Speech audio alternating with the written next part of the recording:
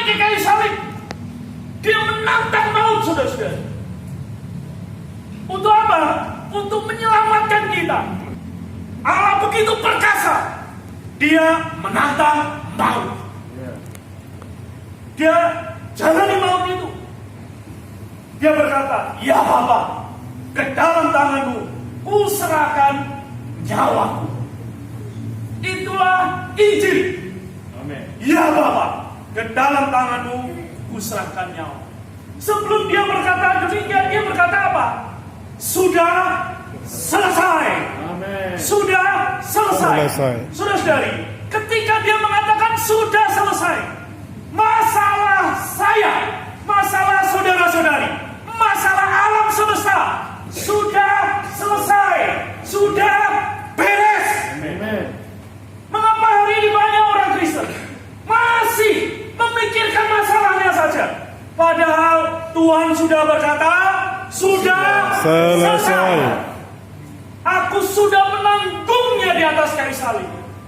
Bahkan Alkitab mengatakan oleh bilur-bilurnya kamu telah sembuh. Amin. Saudara-saudari, tapi lihat kita orang Kristen, masalah kita belum selesai. Bagaimana hidupku ini kujalani? Aku seorang karyawan biasa, gaji habis buat cicilan, buat makan, buat anak sekolah, buat apapun. Kita terus berkutat dengan masalah-masalah demikian. Padahal di atas kayu salib Tuhan berkata sudah selesai. Sudah selesai. Sudah selesai. Coba katakan kanan kirinya, masalah itu sudah selesai. Sudah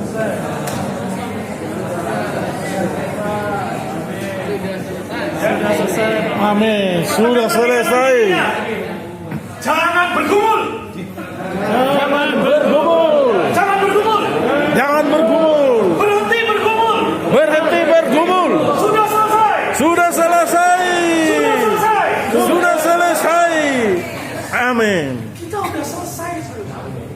Karena Tuhan telah menyelamatkan. Dan itu adalah kekuatan Allah. Bukankah kita diselamatkan oleh karena kasih karunia melalui iman? Kita hanya percaya melalui iman kita diselamatkan. Itu bukan hasil usahamu. Itu bukan hasil usaha, tapi pemberian Allah. Saudara-saudari, itu pemberian Allah. Kalau masih bergumul, artinya apa, saudara? Itu usaha. Dan itu melawan firman Tuhan. Karena itu bukan hasil usaha, tapi itu adalah pemberian Allah. Maka inilah Injil yang kita miliki. Kita telah diberi kabar sukacita itu. Itu bukan hasil usahamu. Itu bukan karena kamu bertapa. Kamu bukan menyalibkan diri. Bukan, Tuhan yang disalibkan buat kita. Karena itu saudara-saudara, itulah keselamatan yang kita miliki. Nah, hari ini saudara-saudara, setelah kita tahu apa itu Injil, Injil adalah Kristus yang adalah kekuatan Allah bagi kita, yang menyelamatkan kita. Amen. Yang percaya. Roma pasal 1 ayat 16. Saudara-saudara, maka kita beroleh selamat. Lalu hari ini, mengapa kita memberitakan Injil? Mengapa, saudara?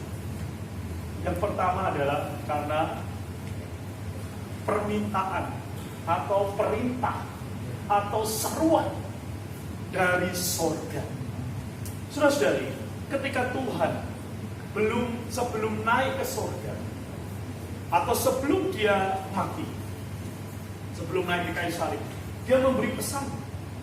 Ya. Kalau sebelum dia naik, dia beri pesan di Matius pasal 28, ya, ayat 19-20. Kalau sebelum mati, dia berikan di Markus pasal 16 ayat 15. Mari kita baca dua ayat ini, ya. Matius 28 ayat 19. Ini adalah Markus dulu deh, Markus dulu supaya kita urut, ya, dari kematiannya. Ya. 3, 2, 1. Lalu dia berkata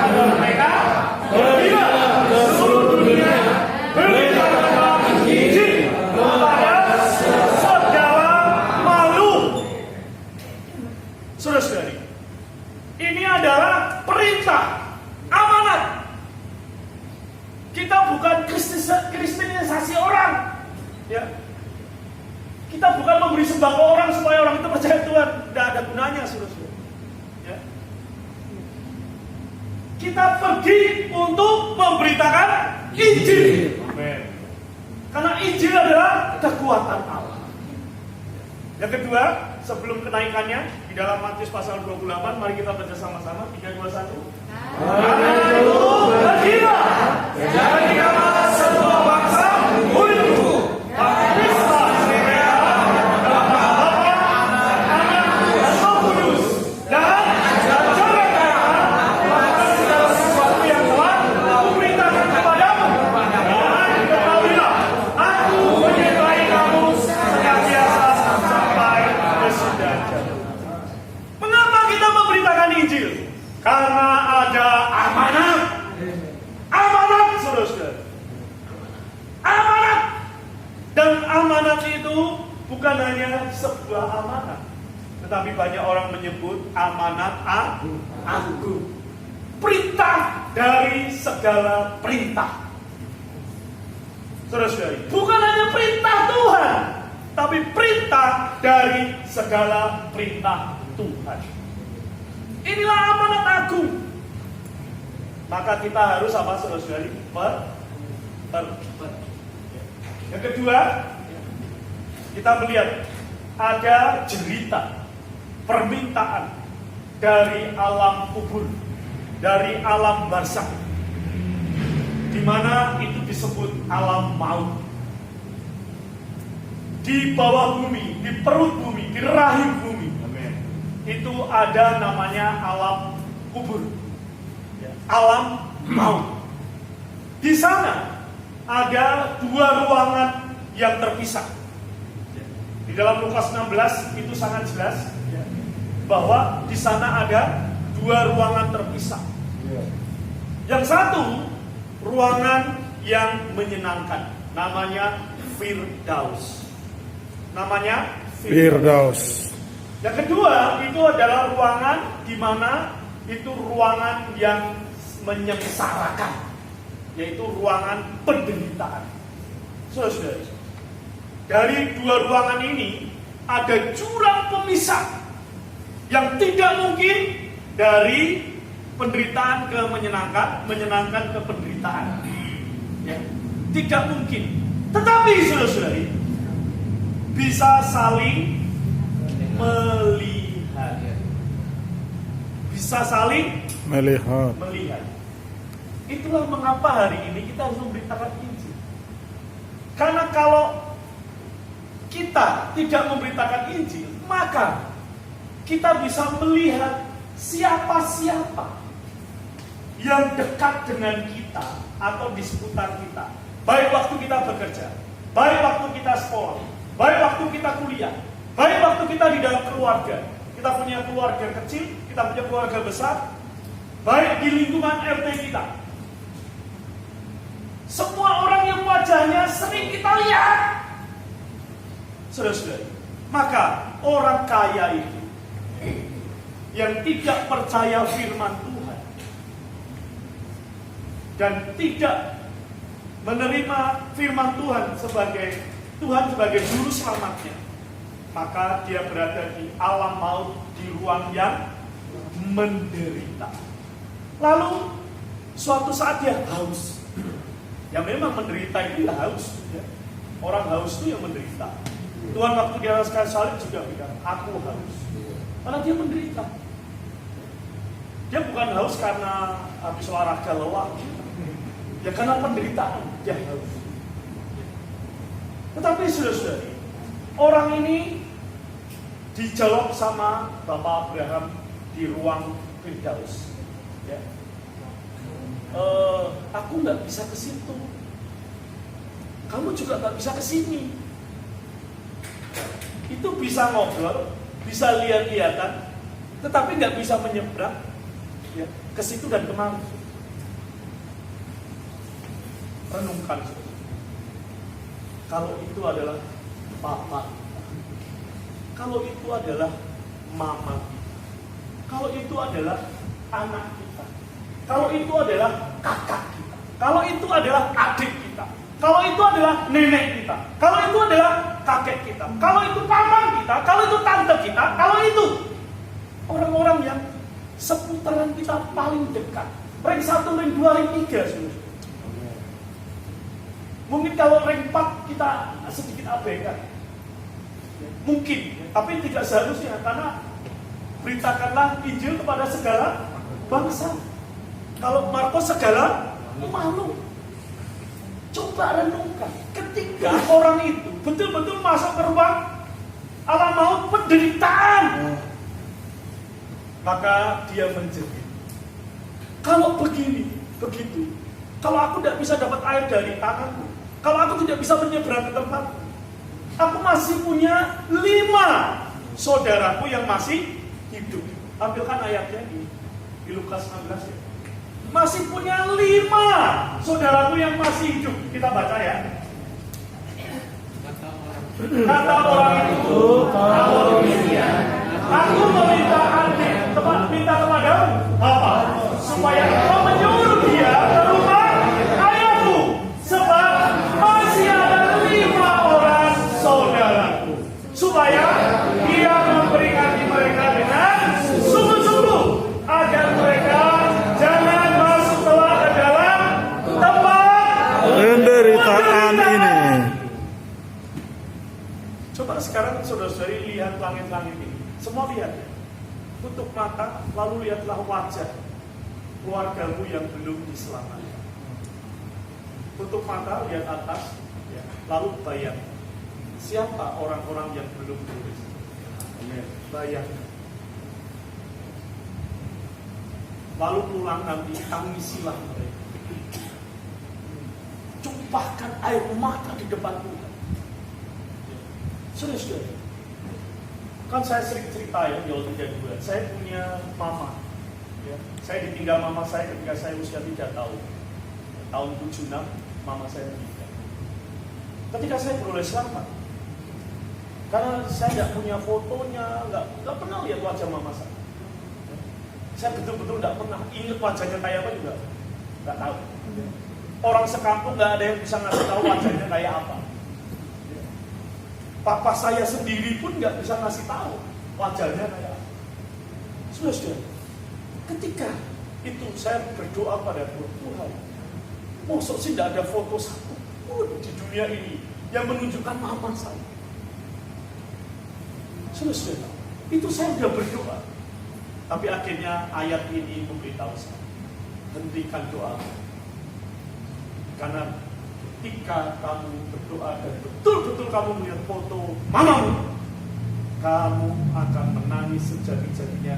Bahkan bukan hanya waktu kamu hidup, waktu kamu mati pun kamu akan tetap menangis. Karena melihat mama saya belum percaya. Mama saya belum percaya Tuhan, tak punya juru selamat. Dia mati di dalam dosa. Hari ini saya punya tanggung jawab. Saya punya adik kandung yang dilahirkan dari mama saya, juga belum boleh selamat. Saudara-saudara, saya terus sekarang menangis buat adik saya. Padahal adik saya dulu waktu SD, dia sekolah di sekolah Kristen. Paling tidak ada benih Injil yang sudah masuk ke dalam dia. Hari ini saya tinggal, bagaimana saya mendoakan, saya memupuk dan dituai. Bahwa seorang Kristen itu ada jeritan dari dalam kita. Mari kita baca di dalam 1 Korintus ayat selanjutnya. Ya, kita baca sama-sama 3, 2, 1. Karena Amin. Ya. Amin. Sebab itu adalah keharusan bagiku.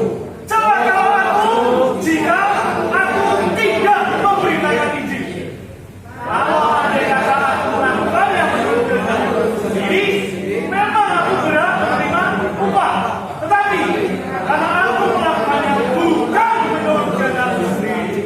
Pemberitaan itu adalah tugas penyelenggaraan yang ditanggungkan kepadaku. Selesai. Itu adalah keharusan bagiku. Ini kata Paulus. Itu juga menjadi perkataan kita. Dan itu bukan hanya keharusan, itu juga tugas penyelenggaraan, stewardship. Kita lah yang menyalurkan. Kristus telah disalurkan ke dalam kita untuk keselamatan kita. Sekarang bagian kita adalah menyalurkan Kristus kepada orang lain. Yang keempat, itu adalah permintaan dari orang-orang sekitar kita, tetangga kita. Kita baca ya di dalam Kisah Para Rasul 16 ya, ayat 9. Kita baca sama-sama 3, 2, 1. Pada malam harinya tampaklah oleh Paulus suatu penglihatan. Ada seorang malaikat berdiri di situ dan berseru kepadanya. Katanya, kami. Saudari, ini adalah jeritan, teriakan dari tetangga seputar kita, teman sekolah kita, di pekerjaan kita. Itu jeritanya, saudara-saudari. Menyeberanglah kemari, tolonglah kami. Saudara-saudari, ketahuilah, hari ini banyak orang sedang berjalan menuju maut. Banyak orang sedang menghitung hari-harinya, kapan dia mati. Dan banyak orang tidak menyadari setelah mati dia akan binasa. Binasa, saudara-saudara. Memiliki kematian yang kedua, binasa. Saudara-saudara, maka Paulus menerima penglihatan. Kalau Paulus mata rohaninya nggak buta, tapi kita ini buta. Tetangga kita, wah hebat ya tetangga kita. Kemarin baru punya agent, ya. Sekarang udah ganti Avanza, ya. Lalu udah ganti lagi nanti, ya, Pajero. Lalu udah ganti lagi Lamborghini. Wah tetangga kita hebat. Tetapi sudah sih pertanyaannya, kalau dia mati, apakah agent Avanza, Pajero, Lamborghini itu dibawa mati? Tubuhnya mau dipoles bagaimanapun gak ada gunanya. Tubuhnya mau dikasih anting-anting, mau dikasih apapun. Maka anak saya tinggi, tidak ada. Telingamu harus bersih, karena itu tidak akan kau bawa sampai mati. Nah, sampai hari ini mamanya walaupun jerit-jerit minta ditindik, tidak boleh ada perhiasan yang nempel di tubuh. Karena sudah punya jalannya. Mengapa kita tidak berikan orang lain jalan itu? Saudara-saudari, inilah cerita tetangga kita. Jadi saudara-saudari, ada 4 permintaan untuk kita memberitakan Injil. Ya. Dari atas, dari bawah bumi, dari dalam diri kita, dan dari luar lingkungan kita. Itulah mengapa kita harus memberitakan Injil. Saudara-saudari, begitu kita memberitakan Injil, artinya kita mengasihi. Amen. Mengasihi bukan hanya Tuhan yang telah memerintahkan kita. Kita juga mengasihi keluarga kita, kita juga mengasihi tetangga kita, kita juga mengasihi teman-teman kita. Ya. Mari saudara-saudari, ya. Mengapa kita harus memberitakan Injil?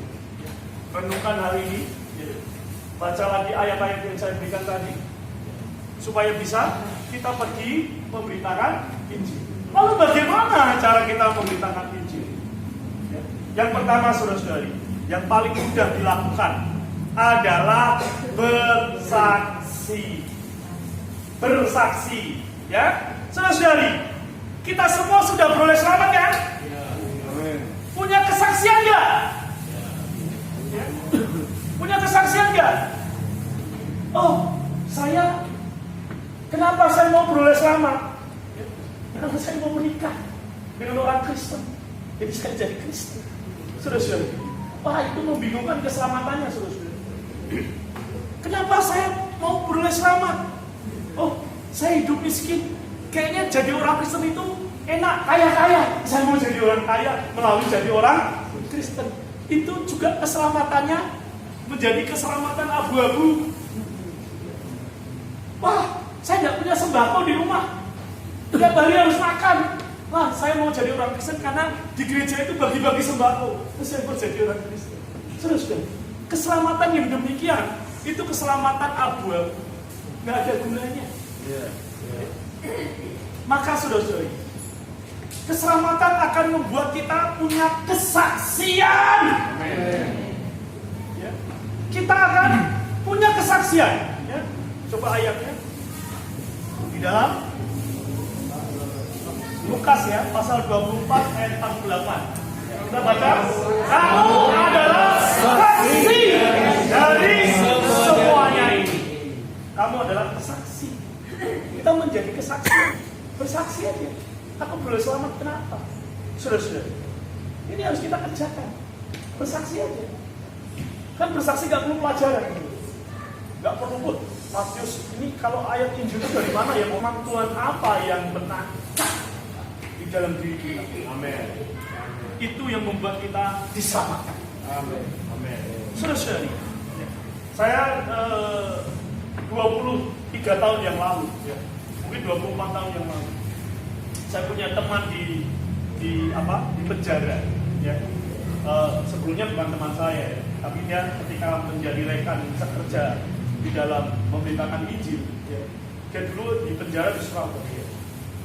Nah, kan di penjara-penjara itu ada Alkitab Gideon, ya. Alkitab Gideon itu biru yang tipis-tipis. Saudara, di penjara itu, bagaimana dia merokok, saudara? Dia sobekin Alkitab itu, ya. Lalu dicacah-cacah, lalu dilinting. Dari asapnya itu juga dari Alkitab, saudara. Itu benar-benar apa? Alkitab itu hembusan Allah, firman hembusan Allah, ya. Nah, suatu saat dia sobek, ya, memang sudah ditetapkan dia, Tuhan itu pilih. Menyobek ayat berapa? Yohanes 3:16. Nah, anehnya dia belum linting, dia baca dulu. Saudara, waktu dia baca itu, Roh Kudus bekerja, dia langsung meneteskan air mata.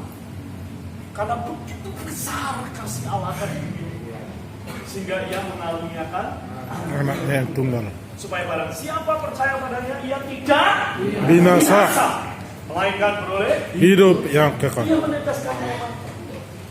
Saudara, lalu dia datangi sipir yang Kristen. Lalu bagaimana dia bisa dibaptis? Bagaimana dia bisa mendengar firman Tuhan lebih banyak lagi? Maka dia baptis. Sudah. Namanya sudah. Dia beroleh selamat. Kalau melihat traktat Injil juga ya, ada orang gara-gara nginjak kertas ada tulisan ayat, orang itu juga beroleh selamat. Di sepatunya nempel itu, ya. Waktu mau dibersihin kletek itu tulisannya firman Tuhan. Dan orang itu beroleh selamat karena itu kesaksian. Nah, kita bagaimana boleh selamat? Itu yang kita saksikan. Amin. Bagaimana? Cerita. Kalau gosip aja pada canggih-canggih semua. Tapi kalau bersaksi tidak ada canggihnya. Kenapa, saudara? Karena kita banyak punya cerita yang dihiperbola. Tahu hiperbola itu? Dibesar-besarin. Padahal bohong itu. Hoax. Maka saudara, kita perlu bersaksi bagaimana kita beroleh selamat. Membawa orang kepada Tuhan.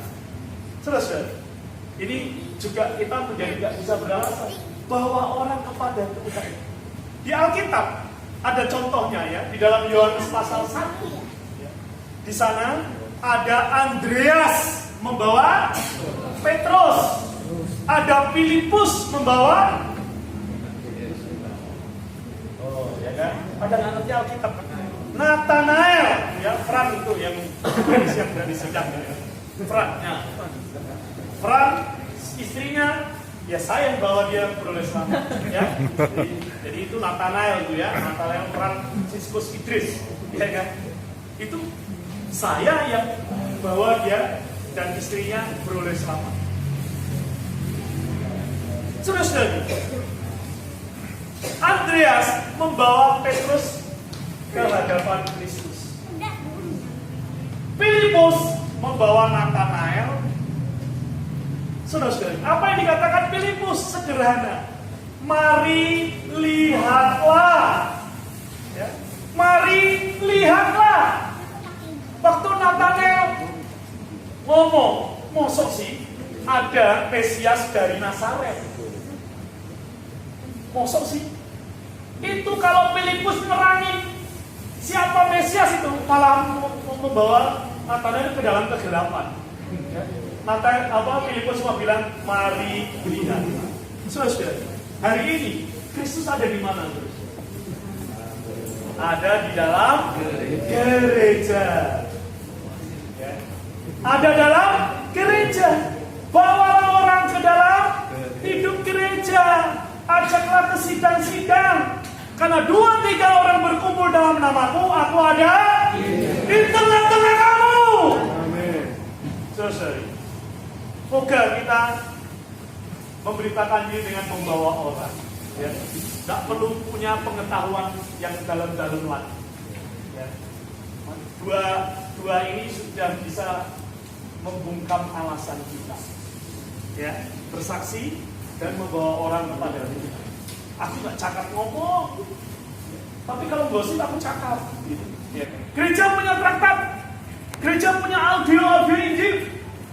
Kalau perlu ciptakan Injil sendiri melalui video. Sekarang konten-konten buat, sebarkan, berikan kepada semua orang. Itu namanya nabur. Yang keempat, menuai. Menuai artinya apa, saudara-saudari? Menerima jiwa-jiwa yang kita taburi. Mungkin itu ditabur orang, kita yang menuai. Saudara-saudari, ya. Mari kita melihat tahun 32. Ya. Kita melihat ya. Dari pertama kita melihat ya keselamatan di berbagai wilayah.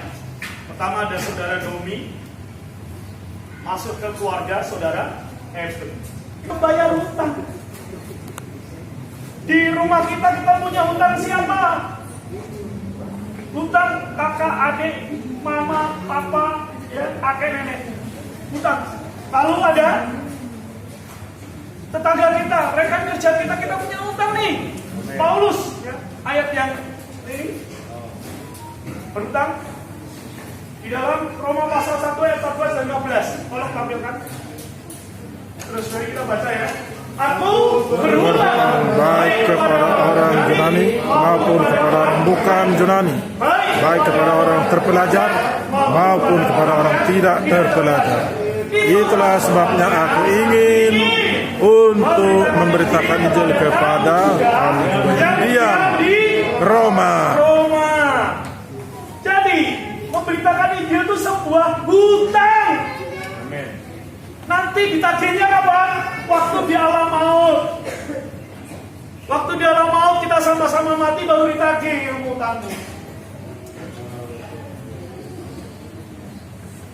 Nah, saya tidak tahu saya ditagih mama saya dan nanti. Saya juga nggak tahu. Saudara-saudara, semoga kita melihat ini. Amin. Mari kita merespon berita pagi ini, saudara-saudara.